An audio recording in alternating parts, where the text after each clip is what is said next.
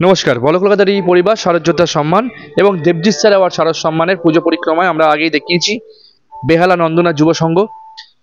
আমরা এই মুহূর্তে এসেছি আমাদের বিচারে, দেবজিৎ স্যারের বিচারে। আমরা বল কলকাতার এই পরিবার শারদযোদ্ধা সম্মানের একটি ট্রফি, একটি সম্মান তুলে দিচ্ছি আমি নন্দনা যুব সংঘকে। আমি সরাসরি তুলে দিচ্ছি ওনার হাতে বল কলকাতার এই পরিবারের শারদযোদ্ধা সম্মানের একটি সার্টিফিকেট নন্দনা যুব সংঘকে বেহালা ওনার হাতে, এবং তার সাথে আমাদের একটি ট্রফি শারদযোদ্ধা সম্মানের তুলে দিলাম আমরা।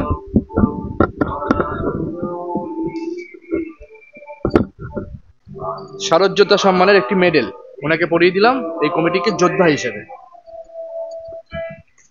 মায়ের পুজোয় মায়ের দান, একটি নতুন শাড়ি তুলে দিলাম একজন অসহায় মাকে দেওয়ার জন্য। কমিটির তরফ থেকে, আমাদের তরফ থেকে কমিটিকে দিলাম, একজন অসহায় মা পুজোয় পড়বে।